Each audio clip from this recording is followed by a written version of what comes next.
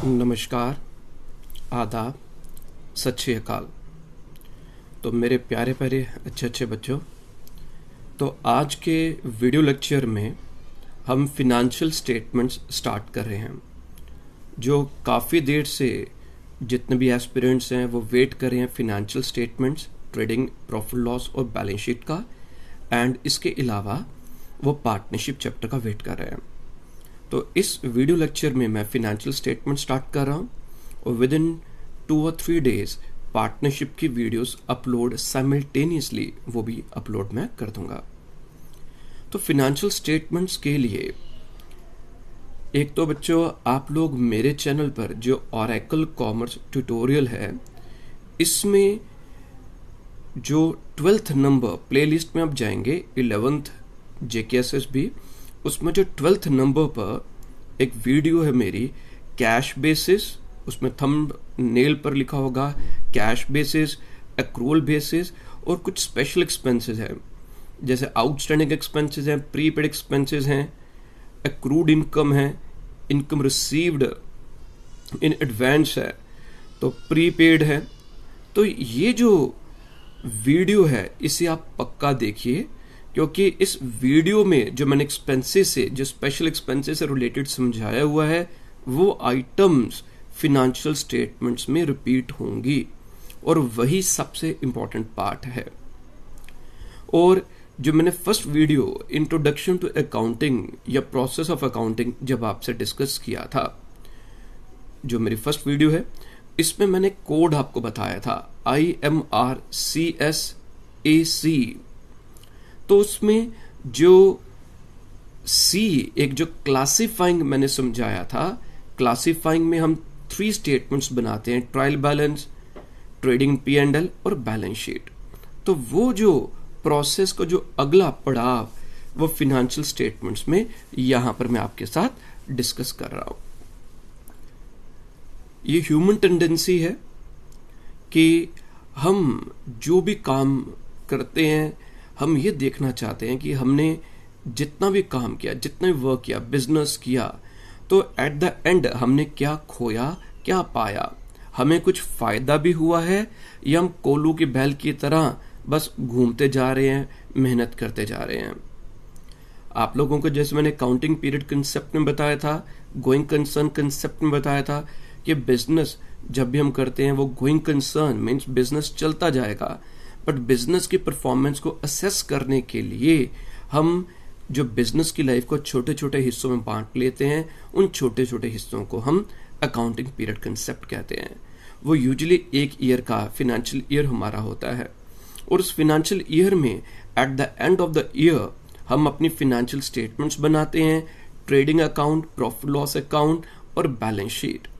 तो ये जो अकाउंट हम बना रहे हैं, फिनेंशियल स्टेटमेंट्स, जिन्हें हम कलेक्टिवली बोलेंगे, to assess the financial position, to assess the financial performance of the business, कि बिजनेस की फिनेंशियल पोजीशन क्या है, बिजनेस की फिनेंशियल परफॉर्मेंस क्या है, प्रोग्रेस क्या है, हमने कितना पैसा कमाया, और हम अपनी परफॉर्मेंस को, अपने प्रॉफिट को पिछले ईयर्स के साथ कंपेयर करते हैं, ये देखने के लिए कि हम किस दिशा में, किस डायरेक्शंस में जा रहे हैं, क्या ग्रोथ हो रही है या नहीं हो रही, अगर लॉस हो रहा है क्या कारण है, उन रीजंस को आइडेंटिफाई करेंगे, उनको हम दूर करेंगे ताकि बिजनेस प्रॉफिट कमा सके। क्योंकि हर एक बिजनेस का एक ही मकसद है, एक ही मोटिव है, पैसा अर्न करना, वेल्थ को बनाना। ठीक है बच्चों, तो इस माध्यम से थोड़ा सा जल्दी मैं आप लोगों को समझा पाऊंगा। मैं जो वीडियो लेक्चर्स फिनंशियल स्टेटमेंट्स के इसी वजह से आएंगे, पार्टनरशिप के जैसे बोर्ड पर आते थे वैसे ही मैं रिकॉर्ड करूंगा। तो बेटा फिनंशियल स्टेटमेंट्स क्या होती है, तो सभी के पास स्टडी मटेरियल होगा। ये मैंने स्टडी मटेरियल जिन जिन बच्चों को मिला होगा तो वहीं से मैं आगे समझा रहा हूं। तो फिनंशियल स्टेटमेंट्स बेटा क्या जाती है, इसे हम रेफर करते हैं, वो स्टेटमेंट्स होती हैं जो रिपोर्ट करती है प्रॉफिटेबिलिटी। क्या रिपोर्ट करती है फिनेंशियल स्टेटमेंट्स में, क्या चीज आ जाती है, ये फिनेंशियल में प्रॉफिटेबिलिटी रिपोर्ट करती है और फिनेंशियल पोजीशन जो बिजनेस की होगी eight the end of the accounting period. तो फाइनेंशियल स्टेटमेंट जो है वो दो स्टेटमेंट्स इसमें इंक्लूड होती हैं। एक इनकम स्टेटमेंट होती है बेटा, जिसको हम ट्रेडिंग एंड P&L अकाउंट कहते हैं, P&L या प्रॉफिट लॉस अकाउंट बोल सकते हैं, जो शो करता है results of the business operations, जहां से हमें प्रॉफिट या लॉस के बारे में पता चलता है। ठीक है। और दूसरा आ जाता है हमारे पास स्टेटमेंट ऑफ फाइनेंशियल पोजीशन। तो जो स्टेटमेंट फाइनेंशियल पोजीशन की होती है वो क्या बताती है हमें? वो हमें बताती है कि एक स्पेसिफिक डेट पर, स्पेसिफिक पॉइंट ऑफ टाइम पर जो फाइनेंशियल पोजीशन, जो बिजनेस है, वो किस परिस्थिति में है। तो स्टेटमेंट ऑफ फाइनेंशियल पोजीशन इसे हम बैलेंस शीट भी कहते हैं, विच शोज फाइनेंशियल पोजीशन। तो ट्रेडिंग एंड P&L अकाउंट बताता है जो रिजल्ट्स ऑफ बिजनेस ऑपरेशंस कि कितना पैसा कमाया या प्रॉफिट है या लॉस है, और फाइनेंशियल पोजीशन हमें बैलेंस शीट से पता चलती है। तो इसमें बेटा जब भी आप करेंगे, डेफिनेशंस कई बार पूछी जाती हैं क्वेश्चंस में या MCQs में कि एक डेफिनेशन किसने दी है, तो आपने डेफिनेशन को बिल्कुल थोड़ा सा देख लेना है ताकि आपको ये मालूम चल जाए कि कौन सा ऑथर है इसमें। तो डेफिनेशन क्या दी गई है जॉन एंड मेयर के द्वारा? Financial statements provide a summary of the accounts of a business enterprise. ये क्या प्रोवाइड करती है? समरी प्रोवाइड करती है accounts of the business enterprise. Balance sheet reflecting the assets, liabilities and capital on a certain date. तो इसे आप सिर्फ एक बार देख लेंगे, गो थ्रू कर लीजिएगा, कोई आपको याद करने की, क्रैम करने की जरूरत नहीं है। तो ये जो दो फाइनेंशियल स्टेटमेंट्स भी मैंने ऊपर डिस्कस की, profit loss account and balance sheet, इनको कलेक्टिवली हम फाइनल अकाउंट्स कहते हैं, कलेक्टिवली फाइनेंशियल अकाउंट्स कहते हैं। मॉडर्न टाइम्स में इन दो स्टेटमेंट्स के अलावा हम दो और फाइनेंशियल स्टेटमेंट्स बनाते हैं, दो और स्टेटमेंट्स बनाते हैं। एक होती है स्टेटमेंट ऑफ रिटेन अर्निंग्स और एक कैश फ्लो स्टेटमेंट। तो इन दोनों स्टेटमेंट्स को जो ऊपर अभी हमने डिस्कस की है, इनको असिस्ट करने के लिए हम दो और स्टेटमेंट्स बनाते हैं which are generally included in financial statements. एक आती है स्टेटमेंट ऑफ रिटेन अर्निंग्स और एक आती है कैश फ्लो स्टेटमेंट। ऑब्जेक्टिव्स, तो फाइनेंशियल स्टेटमेंट्स बनाने का ऑब्जेक्टिव मकसद क्या है? पहला जाता है to present a true and fair view of the financial performance, कि बिजनेस का प्रॉफिट या लॉस क्या है। अब यहां पर आप देखेंगे एक वर्ड क्या लिखा हुआ है, a true and fair view. ऐसा क्यों नहीं लिखा कि to present true and fair view? A true and fair view क्यों बोला? ठीक है। तो आप लोगों ने अभी तक तो फाइनेंशियल स्टेटमेंट्स पढ़ी होंगी, कई बच्चों ने बड़ी पढ़ी होंगी, कहीं हो सकता है कि मेरे लेक्चर्स नहीं आए तो मजबूरी में हो सकता है कि कई बच्चों को मूव ऑन कहीं और भी करना पड़ा होगा। तो आप लोग बताइए, चलो मन ही मन सोच लीजिए कि ये क्यों लिखा जाता है, a true and fair view क्यों लिखा जाता है, to present true and fair view क्यों नहीं लिखा जाता? वो इसलिए a true and fair view क्योंकि जब हम अपने अकाउंट्स बनाते हैं तो हमारे पास ऑप्शंस, चॉइसेस होती हैं डिफरेंट मेथड्स को यूज करने की। कंसिस्टेंसी अप्रोच, कंसिस्टेंसी कंसेप्ट बताया था मैंने आपको। तो कंसिस्टेंसी कंसेप्ट, जब मैं अकाउंटिंग कंसेप्ट बता रहा था, समझा रहा था, तो बहुत से बच्चों का जो मैसेजेस आ रहे थे कि सर ये तो सिलेबस में लिखे नहीं है। और मैंने कहा था कि बेटा जब तक आपको एक कंसेप्ट, प्रिंसिपल नहीं समझ होंगे तब तक आपकी गाड़ी आगे नहीं चलेगी। तो जो कंसिस्टेंसी कंसेप्ट क्या कहता है कि हमारे पास डिफरेंट जो मेथड्स हैं, जैसे स्टॉक वैल्यूएशन के हमारे पास फीफो मेथड है, first in first out, LIFO है, last in first out, weighted average है। इसी वजह से डेप्रिसिएशन को कैलकुलेट करने के लिए वी आर हैविंग बेसिकली तो दो ही यूज होते हैं, ऐसे तो we are having numerous methods for calculation of depreciation. Income tax वालों ने सिर्फ दो ही जो मेथड्स को जो उन्होंने मान्यता प्रदान की है, एक आता है स्ट्रेट लाइन मेथड और दूसरा जाता है रिटर्न डाउन वैल्यू मेथड या reducing balance method. So we can calculate the depreciation by any of the two methods. We can value closing stock by any of the method, either by FIFO method, first in first out, LIFO method, last in first out, weighted average method. तो हम किसी भी method को use कर कर हम अपनी financial statements बना सकते हैं। और अगर हमने मेथड्स अलग चूज किया, ऑप्ट किया, तो हमारा जो रिजल्ट होगा, आंसर होगा, वो भी डिफर करेगा। तो ऐसा नहीं है कि हमने जो मेथड चूज किया उसका जो आंसर है वो गलत है। तो अगर ए ने एक प्रोसेस, एक प्रोसीजर, एक मेथड को यूज किया, बी ने दूसरे को, सी ने तीसरे को, तो तीनों की जो फाइनेंशियल परफॉर्मेंस, फाइनेंशियल पोजीशन है वो ट्रू एंड फेयर है, वो राइट है। तो यहां पर आया to present a true and fair view means we can use any method.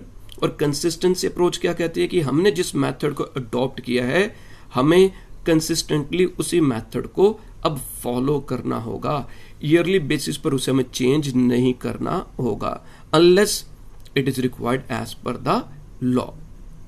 तो a true fair view means मैंने एक मेथड से किया, मेरी जो फाइनेंशियल पोजीशन है, रिजल्ट है, दैट इज राइट। किसी और ने, बी ने कोई और मेथड यूज किया, ऑप्ट किया, उसकी भी जो फाइनेंशियल पोजीशन है वो भी सही है, वो गलत नहीं है। So that's why we use the word a true and fair view. और दूसरा ऑब्जेक्टिव क्या था? A true and fair view of the financial position. तो financial position means on a particular point of time, एक particular तारीख को, date को, business के एसेट्स और लायबिलिटीज की क्या फाइनेंशियल पोजीशन है। तो प्रॉफिट लॉस हमें जो परफॉर्मेंस है, फाइनेंशियल परफॉर्मेंस है, जो profit and loss trading and profit loss से पता चलता है। और एक पर्टिकुलर डेट को बिजनेस की क्या पोजीशन, उसके एसेट्स कितने हैं, उसकी लायबिलिटीज कितनी है, that we can assess from the balance sheet. ठीक है बच्चों? Okay, next one is users of financial statements. Financial statements के यूजर्स कौन कौन से होते हैं? Information provided by financial statements जो यूज की जाती है मैनेजमेंट के द्वारा, इन्वेस्टर्स के द्वारा, शॉर्ट टर्म क्रेडिटर्स के द्वारा, लॉन्ग टर्म क्रेडिटर्स के द्वारा, अपनी रिक्वायरमेंट के हिसाब से। तो सबसे पहले बेटा आ गया मैनेजमेंट का। मैनेजमेंट को क्यों यूज, वो क्या यूज होता है फाइनेंशियल स्टेटमेंट का? तो फाइनेंशियल स्टेटमेंट हेल्प करती है मैनेजमेंट को, जो उनकी परफॉर्मेंस है, जो उनकी प्रॉफिटेबिलिटी है बिजनेस की, उसको असेस करने में वो मदद करती है। जो भी डिफरेंट एक्टिविटीज जो होती है, बाय जितनी भी वेरियस एक्टिविटीज जो अलग अलग डिपार्टमेंट्स के द्वारा अंडरटुक की जाती हैं, तो उनका रिजल्ट क्या है, बिजनेस ने कितना प्रॉफिट कमाया, उनकी प्रॉफिटेबिलिटी क्या है, और इसी के बेसिस पर जो मैनेजमेंट है वो रिव्यू करती है प्रोग्रेस बिजनेस की, और वो डिसीजंस मैनेजमेंट के द्वारा जो लिए जाते हैं उन एक्टिविटीज से रिलेटेड जो नॉन प्रॉफिटेबल है, कि वेदर हम अपनी एक्टिविटीज को चेंज करें, जो नॉन प्रॉफिटेबिलिटी एक्टिविटीज हैं अगर वो फायदे में नहीं है, उन एक्टिविटीज को हम कर्टेल करें, अपनी जो पॉलिसीज हैं, अपनी स्ट्रेटेजीज हैं, उनको हम जो चेंज करें, इंप्रूव करें। तो वो कहाँ से पता चलता है? वो फाइनेंशियल पोजीशन से मालूम चलता है, और मैनेजमेंट उन फाइनेंशियल पोजीशन से अपनी further future policies, strategies frame करते हैं, खर्चों को रिड्यूस करते हैं, इनकम को इंक्रीज के लिए अलग अलग स्ट्रेटेजीज यूज की जाती हैं। Next is investors financial statements को कैसे यूज करते हैं? तो जो इन्वेस्टर्स हैं वो असेस करते हैं short term and long term financial soundness और अर्निंग कैपेसिटी बिजनेस की। तो ये साउंडनेस का मतलब क्या आया?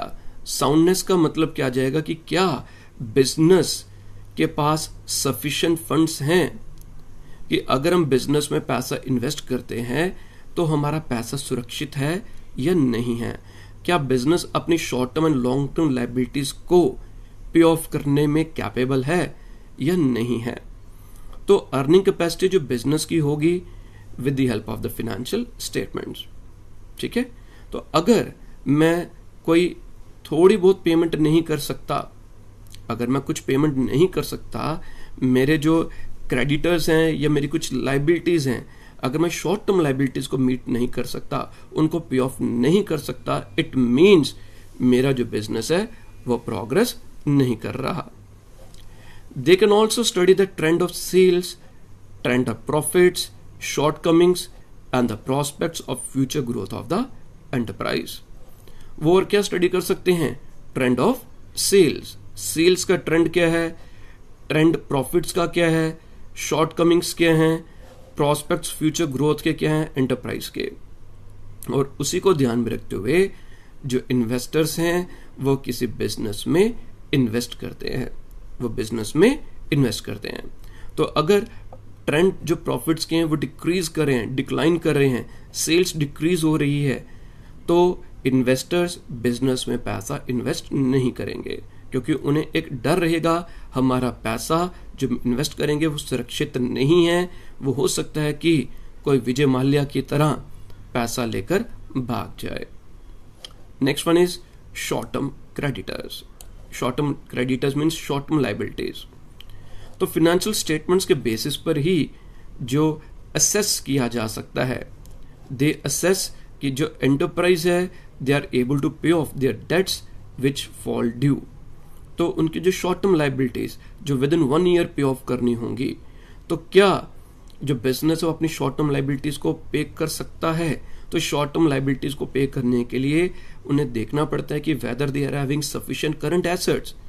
तो यूजुअली जैसे कुछ रेशियोज हम पढ़ते हैं, करंट रेशो की जो स्टैंडर्ड नॉर्म है वो 2:1 है। दैट मीन्स बिजनेस में हमेशा जो करंट एसेट्स हैं they should be double the current liabilities. अगर बिजनेस की लायबिलिटीज, करंट लायबिलिटीज अगर 1 लाख है तो बिजनेस के पास करंट एसेट्स 2 लाख के होने चाहिए। तो अगर बिजनेस के पास करंट एसेट्स क्या होते हैं, which can be converted into cash with in 12 months, जैसे हम 12 महीने के अंदर अंदर कैश में कन्वर्ट कर सकें, शॉर्ट पीरियड में कन्वर्ट कर सकें। तो अगर बिजनेस के पास करंट एसेट्स हैं, अगर बिजनेस के पास करंट एसेट्स हैं और वो उन करंट एसेट्स जो हैं वो डबल हैं, डबल का मतलब क्या आ गया, दे are able to pay off there, वो इन्हें उस पोजीशन में है कि वो अपनी लायबिलिटीज को पे ऑफ कर सकें। ठीक है जी। तो इसमें क्या आ जाएगा कि they may fall due and may decide to extend, maintain और restrict the credit allowed to the enterprise. Next one is long term creditors. तो लॉन्ग टर्म क्रेडिटर्स मीन्स जिनको हमने पेमेंट 1 साल के बाद करनी होगी, more than 1 year. On the basis of financial statements they may determine, वो क्या डिटरमाइन कर सकते हैं, whether the enterprise will be able to pay the interest consistently, क्या वो अपने इंटरेस्ट कंसिस्टेंटली पे कर सकता है। लॉन्ग टर्म क्रेडिटर्स मीन्स जिन्होंने ज्यादा पीरियड के लिए, मोर देन 1 ईयर के लिए उधार दिया है। तो एंटरप्राइज ये देखना चाहता है कि क्या बिजनेस जो है उस काबिल है, they will be able to pay the interest consistently, क्या वो इंटरेस्ट कॉन्टिन्यूसली कंसिस्टेंटली पे करने में कैपेबल है, क्या company, whether company will be able to pay the debts when due.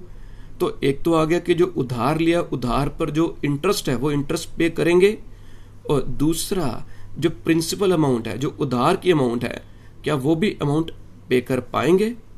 तो on this basis they may also decide to extend, maintain और restrict loans extended to the enterprise.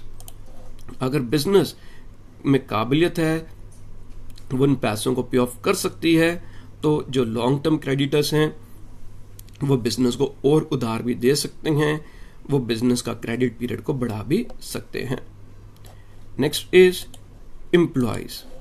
अब इसमें जो ऊपर बता रहा था कि जैसे नीरव मोदी, विजय माल्या, तो जब उनके पेइंग कैपेसिटी नहीं थी, वो अगर अपना उधार ही पे नहीं कर पा रहे थे, क्योंकि बाद में जब स्क्रूटनी हुई, जब केस गया, तो उन्होंने कहा कि ये जो कंपनीज, ये जो पर्सन है, ये अपनी पुरानी पेमेंट ही नहीं पे कर पा रहे थे, तो आपने इनका जो उधार था, लोन था, वो और क्यों एक्सटेंड किया। वो मिली भगत के कारण जो बैंक के जो ऑफिशियल्स थे उन्होंने उनको लोन देते गए। तो अब वो सभी, उन सब के अगेंस्ट जो एक्शन लिया जा रहा है, क्योंकि उसमें क्या आ जाएगा कि अगर वो पहली पेमेंट ही नहीं कर पा रहे हैं तो आप उन्हें और लोन कैसे दे पा रहे हैं, वो अगर इंटरेस्ट ही नहीं दे रहे थे, आप उनको कैसे और क्रेडिट फैसिलिटी प्रोवाइड कर रहे हैं। Next is employees. On the basis of financial statements, तो वो क्या जज कर सकते हैं, अगर प्रॉफिट ज्यादा होगा, फाइनेंशियल स्टेटमेंट्स में प्रॉफिट ज्यादा हुआ, तो प्रॉफिट ज्यादा होगा तो इसका मतलब एम्प्लॉयज को एक्सपेक्टेशंस होंगी कि हमें बोनस भी ज्यादा मिलेगा, उनकी वेजेस भी इंक्रीज होंगी, तो from the possible future profits. तो जिस कंपनी की ग्रोथ ज्यादा है, जिस कंपनी का प्रॉफिट ज्यादा है, तो उस कंपनी में एम्प्लॉयज कोशिश करते हैं जॉब के लिए। जैसे अगर हम आईटी इंडस्ट्री में जाएंगे, बोलेंगे, तो वहां पर कंपनीज की पहली चॉइस क्या आ जाएगी? इन्फोसिस, कि उनका प्रॉफिट बहुत है। वहां का पे स्केल क्यों ज्यादा है? Because companies earning more profit, उनको सैलरीज भी ज्यादा मिलेगी, उन्हें बोनस भी ज्यादा मिलेगा, तो एम्प्लॉयज के लिए ये यूज हो जाता है। गवर्नमेंट फाइनेंशियल स्टेटमेंट्स को क्यों यूज करती है? To study the profit margin of various industries, कि इंडस्ट्रीज का प्रॉफिट मार्जिन क्या है, और अगर किसी इंडस्ट्री का प्रॉफिट मार्जिन ज्यादा है तो उन्हें वो कंसेशंस जो दी गई थी वो रिवोक कर सकते हैं, वो कम कर सकते हैं। अगर प्रॉफिट मार्जिन कम है तो उन्हें कुछ जो सब्सिडीज, कुछ बेनिफिट्स जो होंगे वो प्रोवाइड किए जाएंगे। एक्साइज ड्यूटी में इंक्रीज एंड डिक्रीज की जा सकती है। अभी आप देखेंगे लॉकडाउन में गवर्नमेंट के पास रेवेन्यू कम था, तो गवर्नमेंट ने क्या किया कि ठीक है जी, लिकर इंडस्ट्री में जो आ गया, उन्होंने एक्साइज ड्यूटी डबल कर दी, तो ज्यादा एक्साइज ड्यूटी कर दी। सबसे पहले आप देखेंगे गवर्नमेंट ने क्या चीज ओपन की? स्कूल्स अभी रिसेंटली प्रॉपरली ओपन नहीं है, कोचिंग सेंटर स्टिल क्लोज, वो अभी भी बंद हैं। बट गवर्नमेंट ने सबसे पहले किसको ओपन किया? सबसे पहले उन्हें शराब की दुकानें ओपन की, क्योंकि गवर्नमेंट का रेवेन्यू वहां से आता था। They have nothing to do with उन्हें पब्लिक के साथ कोई नहीं है, कोई ज्यादा नहीं है, तो मेन उनका मोटिव था पैसा, रेवेन्यू। अगर हम सही शब्दों में बात करें तो जहां से रेवेन्यू आएगा तो वहां पर उन्होंने ओपन कर दिया। अब उन्होंने जब वो एक्साइज ड्यूटी बढ़ाई हुई थी तो उन्होंने कुछ रिव्यू किया, तो जितने भी हैं उन्होंने कहा कि हमारे पास एक्साइज कम कलेक्ट हो रही है क्योंकि रेट ज्यादा हो गया है, अब लोग परचेज इतना नहीं कर रहे हैं, तो गवर्नमेंट ने एक्साइज ड्यूटी को अब कम कर दिया या जितनी पहले थी। तो उससे क्या हो गया? सेल ज्यादा, गवर्नमेंट के पास रेवेन्यू ज्यादा। टैक्सेशन अथॉरिटीज ये फाइनेंशियल स्टेटमेंट्स को यूज करते हैं for the purpose of assessment of income tax, sale tax के लिए, जीएसटी के लिए। और कई और यूजर्स हैं, जैसे ट्रेड एसोसिएशन हैं, कंज्यूमर ऑर्गेनाइजेशन है, रिसर्चर्स हैं, तो वो यूज करते हैं फाइनेंशियल स्टेटमेंट्स को। इनकम स्टेटमेंट बेटा इसे हम दो पार्ट में डिवाइड करते हैं। एक ट्रेडिंग अकाउंट होता है जिससे हम ग्रॉस प्रॉफिट और या ग्रॉस लॉस को कैलकुलेट करते हैं, उसको ढूंढने में मदद मिलती है। और जो सेकंड पार्ट है वो प्रॉफिट एंड लॉस अकाउंट है, यहां से हमें नेट प्रॉफिट या नेट लॉस की अमाउंट पता चलेगी। नेक्स्ट वीडियो लेक्चर में मैं ट्रेडिंग अकाउंट और प्रॉफिट लॉस अकाउंट का फॉर्मेट भी आपसे डिस्कस करूंगा, जो नेक्स्ट वीडियो लेक्चर में बनाऊंगा। तो इस वीडियो लेक्चर में होता क्या है तो आपको समझ आ जाएगा, कोई डाउट इसमें नहीं आएगा। बट विद कि कौन कौन सी ट्रांजैक्शंस आती हैं ट्रेडिंग अकाउंट में, कौन कौन सी आइटम्स आती हैं प्रॉफिट लॉस अकाउंट में, और उनका मीनिंग क्या है। कुछ ऐसे वर्ड्स होंगे जिनके बारे में आप लोगों को नॉलेज नहीं होगी, वो भी मैं डिस्कस करूंगा आप लोगों के साथ। ठीक है जी। तो बेटा ट्रेडिंग अकाउंट क्या होता है? तो ट्रेडिंग अकाउंट जो प्रिपेयर किया जाता है और इसका मकसद क्या होता है? To find out the gross profit और लॉस। अगर ये जो ट्रेडिंग अकाउंट है ये नॉमिनल अकाउंट जो होगा, डेबिट में जो होंगे एक्सपेंसेस और क्रेडिट में इनकम्स। क्रेडिट साइड में हम क्या लेते हैं? इसमें क्रेडिट में क्लोजिंग स्टॉक और क्रेडिट में जो सेल्स आ जाएंगी, सेल्स और क्लोजिंग स्टॉक। और डेबिट साइड में ओपनिंग स्टॉक, परचेजेस, जो डायरेक्ट एक्सपेंसेस होंगे वो हम लेते हैं। ठीक है, डायरेक्ट एक्सपेंसेस अभी आगे मैं डिस्कस करूंगा डिटेल में। तो डेबिट साइड में हम ओपनिंग स्टॉक, परचेजेस और डायरेक्ट एक्सपेंसेस लेते हैं। अगर क्रेडिट साइड ज्यादा है तो डेबिट साइड में बैलेंसिंग फिगर ग्रॉस प्रॉफिट आ जाएगा, जो नेक्स्ट वीडियो में और क्रिस्टल क्लियर हो जाएगा। और अगर डेबिट साइड ज्यादा है, दैट मीन्स एक्सपेंस ज्यादा है, खर्चे ज्यादा हैं, तो ग्रॉस लॉस आ जाएगा।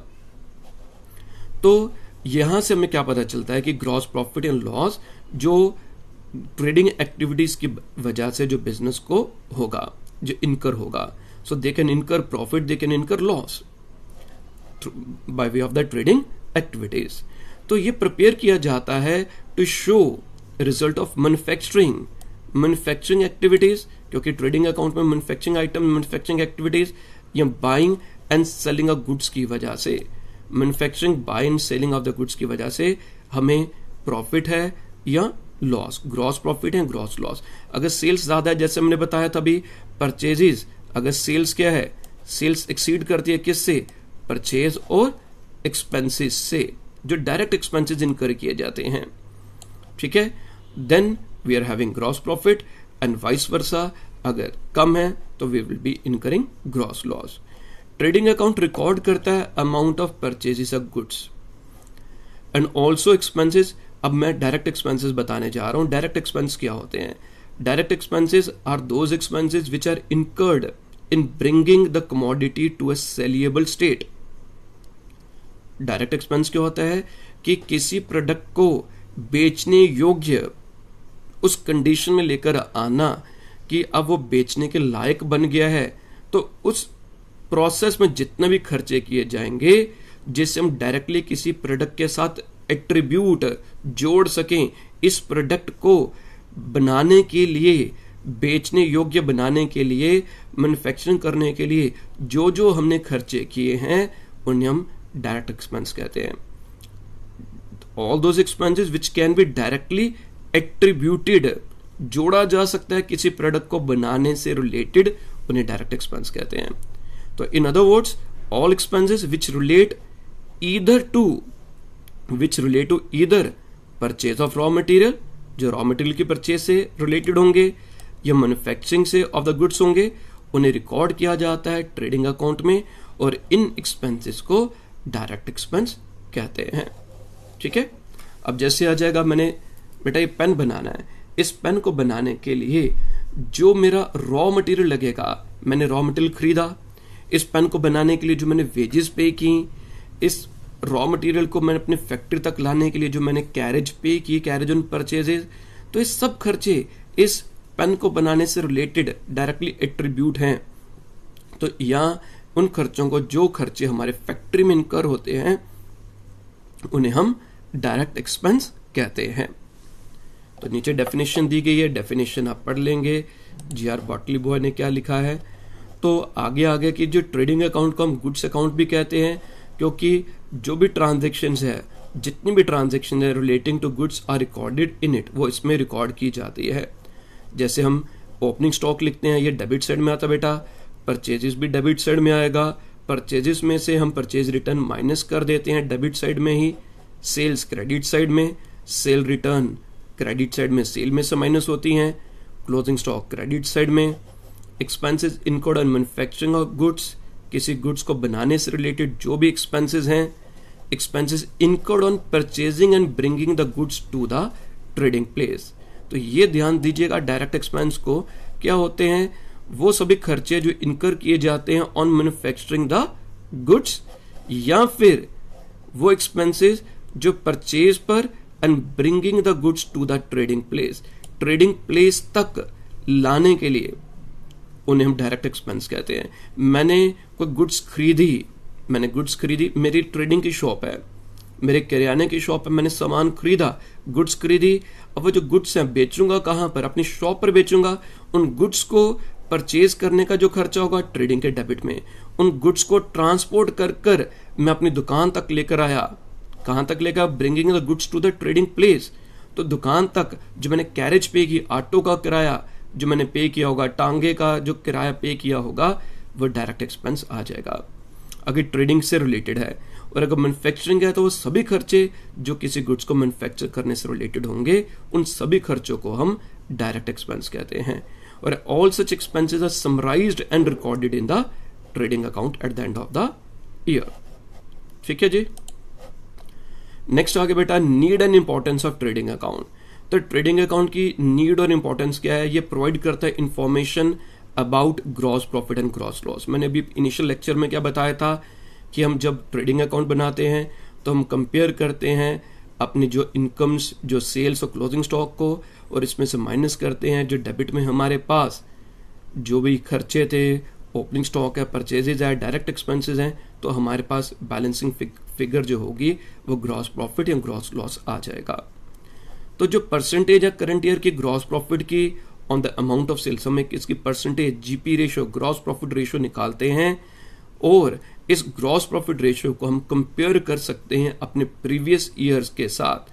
अगर हमारी ग्रॉस प्रॉफिट रेशियो अगर अब डिक्रीज हो रही है तो हम जो कंपैरिजन पर हमें पता चला कि अगर जीपी रेशियो हमारी डिक्रीज हो रही है, दैट मीन्स हमारी अर्निंग कैपेसिटी, अर्निंग रेशियो वो कम हो रही है। क्या कारण है? उसके दो ही कारण हो सकते हैं, या तो हमारी जो सेल्स है वो कम हो रही है, या हमारे जो डायरेक्ट एक्सपेंसेस हैं या हमारी जो परचेजेज है वो ज़्यादा हो रही है। मीन्स उसका खर्चा इन कंपैरिजन परचेजेज अब महंगी होगी। तो पहले गुड्स जो 100 के ले रहे थे, अब वही गुड्स हम 110 की खरीद रहे हैं, तो परचेज कॉस्ट ज़्यादा होगी। या जो हम पहले वेजेस पे कर रहे थे, 100 रुपीज़ पे कर रहे थे, अब 110 रुपये पे कर रहे हैं वेजेस। तो जिस वजह से हमारी जो प्रॉफिट रेशो है, जो ग्रॉस प्रॉफिट रेशो, जो मार्जिन है वो कम होता जा रहा है। तो उसे हम रेक्टिफाई करेंगे। It provides information about the direct expenses.